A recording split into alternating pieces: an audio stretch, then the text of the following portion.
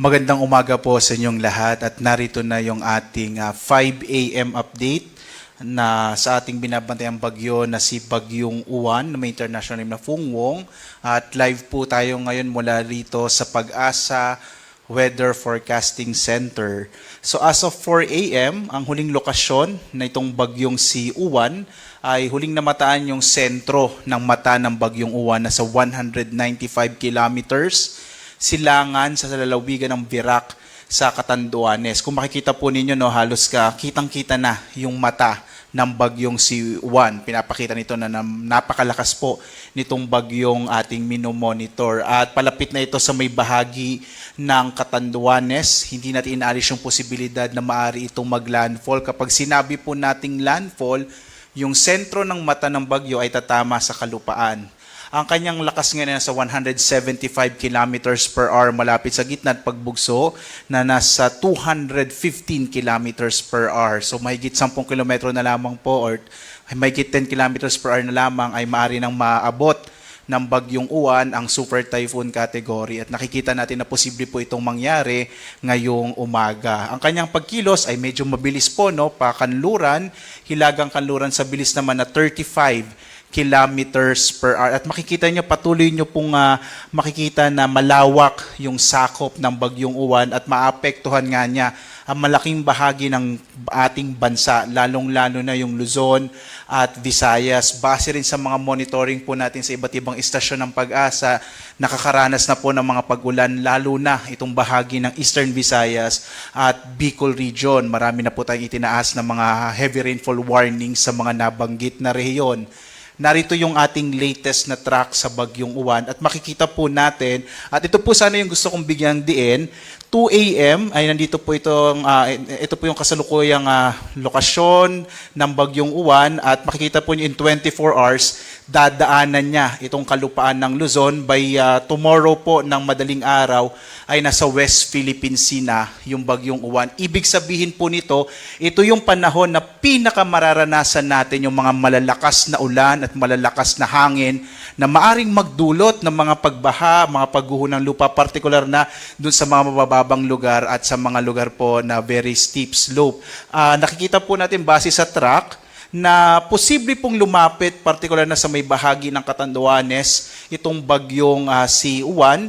Kagaya nung binanggit ko kanina, posible itong tumama sa kalupaan ng Catanduanes. Hindi na po natin inaalis yung posibilidad na yun. At maaari po itong lumakas bilang isang super typhoon ngayong umaga. So either strong typhoon po siya o super typhoon.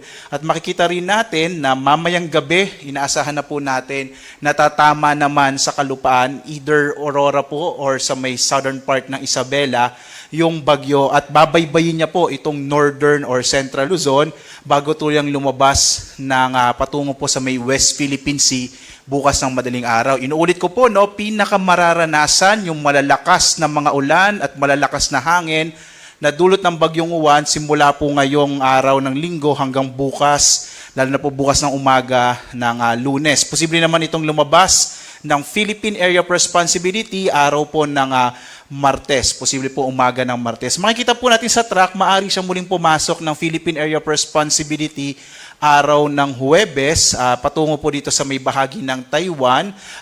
Sa ngayon po, patuloy pa natin itong imo-monitor at kung makaka-apekto pa ito sa ating bansa. So posible po siyang pumasok muli ng PAR ng Huwebes, pero by Friday ay muling lalabas. So maaari rin siyang tumama sa may bahagi ng Taiwan bilang isang severe tropical storm category na bagyo. Sa ngayon nga po, nakataas ang signal number 4, particular na sa Polillo Islands, eastern and central portion ng Camarines Norte, eastern portion ng Camarines Sur, sa Catanduanes, eastern portion ng Albay. Signal number 3 naman ngayon sa may southern portion ng mainland Cagayan, Isabela, Quirino, Nueva Vizcaya, Kalinga, the southern portion ng Abra Mountain Province, Ifugao, Benguet, central and southern portions ng Ilocos Sur, La Union, Pangasinan, Zambales. Sa amin po dyan sa Bataan, Tarlac, Pampanga, Nueva Ecija, Bulacan, Aurora, at ang Metro Manila po ay nasa ilalim na ngayon ng signal number 3. Cavite, eastern portion ng Batangas, Laguna, Rizal, nalalabing bahagi ng Quezon, Camarines Norte, Camarines Sur, nalalabing bahagi ng Albay, Sorsogon, Ticao at Burias Islands, Northern Samar, northern portion of Eastern Samar at northern portion ng Samar. Signal number 2 naman po ngayon sa nalalabing bahagi ng Cagayan kasama yung Babuyan Islands, Apayao, Abra, the rest of Abra, Ilocos Norte, the rest of Ilocos Sur, the rest of Batangas, northern and central portions ng Occidental Mindoro, kasama yung Lubang Islands, northern and central portions of Oriental Mindoro, Marinduque, northern and eastern portions ng Romblon, nalalabing bahagi ng Masbate, Eastern Samar, Samar, Biliran, northern portion of Leyte, habang signal number 1 naman dito sa may bahagi ng Batanes, nalalabing bahagi ng Romblon, ng Oriental Mindoro at ng Occidental Mindoro, kasama po itong Calamian Islands at Cuyo Islands, nalalabing bahagi ng Southern Leyte, nalalabing bahagi po ng Leyte, buong lalawigan ng Southern Leyte, ng Bohol, northern and central portion ng Cebu kasama yung Bantayan at Camotes Islands, northern and central portions ng Negros Occidental, northern portion of Negros Oriental, Guimaras, Iloilo, Capiz, Aklan, Antique, Dinagat Island, Surigao del Norte, northern portion of Agusan del Norte at northern portion of Surigao del Sur. Kung kayo po ay nagtataka dahil hindi nyo pa nararanasan, lalo na sa mga lugar kung saan nakataas yung signal number 3 ng mga hangin, dahil po paparating pa lamang yung bagyo, kaya po posible po na ngayong araw ay simula na pong mararanasan yung mga malalakas na ulan at malalakas na hangin na dulot po ng bagyong si Juan. Kaya po muli po sa mga kababayan natin, lalong-lalo na kung saan nakataas yung signal number 3 at signal number 4, iba yung pag-iingat po at sana by this time po kung kayo po ay nasa mga delikadong lugar, nasa mga madaling bahain o mga lugar po na malapit sa karagatan, sa mga baybay dagat, nawa po kayo po ay nakapag-evacuate na, no? Samantala po, posible pa rin makaranas ng mga pagbugso ng hangin, even po yung mga lugar na kung saan wala pong tropical cyclone wind signal. Ngayong araw, may mga pagbugso pa rin ng hangin sa Palawan at ilang bahagi ng Visayas at Mindanao. Bukas, araw ng Lunes, malaking bahagi ng Luzon at Visayas ay makararanas din ng mga pagbugso ng hangin. At sa Martes, kahit nakalabas na po yung bagyong Juan, ang kanyang trough o mga kaulapan na dala ay maaari pa rin magdala ng mga pagbugso ng hangin sa ilang bahagi ng Luzon.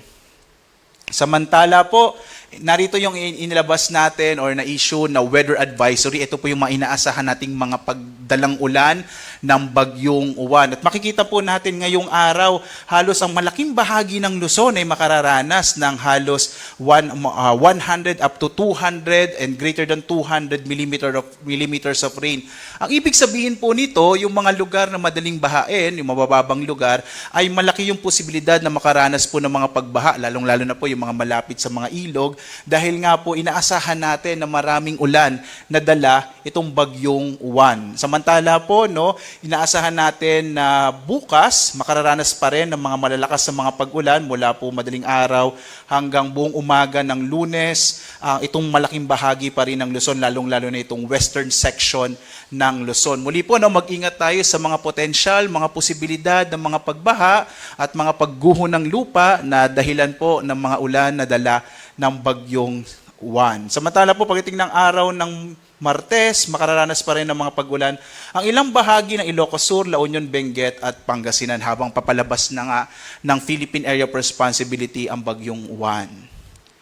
Narito naman po yung ating in-issue na storm surge warning. Ang ibig sabihin po ng storm surge, ito po yung daluyong o mga malalaking alon, partikular na sa mga baybay dagat na dulot po ng papalapit na bagyo. Makikita po natin may 3 metro ang taas ng alon, lalong-lalo na dito sa may silangang bahagi ng northern, central at southern Luzon. So yung Albay, Aurora, Cagayan, Camarines Norte, Camarines Sur, Catanduanes, Isabela, La Union, Pangasinan, Quezon at Sorsogon, ito pong mga nakapula ay makararanas po ng hanggang mahigit 3 metrong taas ng alon po sa baybay dagat. Habang ang nalalabing bahagi ng Cagayan, Camarines Sur, Ilocos Sur, Northern Samar, Pangasinan, Quezon at Zambales, makararanas naman ng 2.1 up to 3 meters na taas ng daluyong. Samantala po, sa iba pang bahagi ng Luzon, itong Bataan, Bulacan, Cagayan, Cavite, Eastern Samar, Ilocos Norte, Metro Manila, partikular na nga dyan sa may bahagi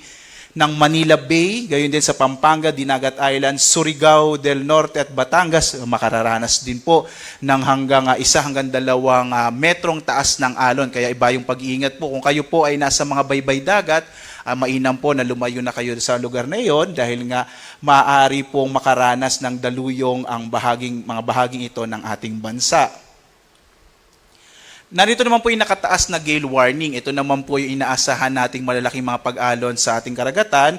Kaya delikado na po maglayag yung mga sasakyang pandagat at mga maliliit na mga bangka dito po sa karagatan ng ating bansa, partikular na sa Batanes, Cagayan kasama yung Babuyan Islands, Isabela, Aurora, Quezon kasama yung Polillo Islands. Gayon din po yung Camarines Norte, Camarines Sur, Catanduanes, Albay, Sorsogon, Ilocos Norte, Ilocos Sur, La Union, Pangasinan, Zambales, Bataan, sa Metro Manila, Cavite, gayon din po sa Batangas, sa Lubang Islands, Marinduque, Masbate, Romblon, Northern Coast of Cebu, kasama yung Bantayan at Camotes Island sa Biliran, Leyte, gayon din sa Southern Leyte, Samar, Surigao del Sur, Northern Samar, Eastern Samar, Dinagat Island, Surigao del Norte kasama yung Siargao at Bocas Grande Island. So dahil po sa epekto ng bagyong uwan, magiging maalon yung karagatan kaya iwasan mo na pong pumalaot dito sa mga nabanggit po na lugar.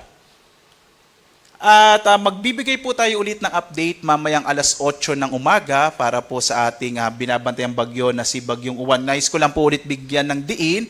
Ngayong araw po hanggang bukas, lalo na po bukas ng umaga, mararanasan natin yung mga malalakas na hangin at malalakas na ulan na dala ng Bagyong Uwan. Lalong-lalo na po dito sa may northern at central Luzon, maging ilang bahagi po ng southern Luzon, dahil po dito po dadaan yung Bagyong Uwan starting ngayong araw ng linggo. Kaya mag-ingat po kayo mga kababayan dahil po malakas po itong bagyong mararanasan ng ating bansa. At live po na nagbibigay update mula dito sa Pag-asa Weather Forecasting Center. Ako si Obet Badrina. Maghanda po tayo para sa isang ligtas na Pilipinas. Maraming salamat po. Mag-ingat po tayong lahat.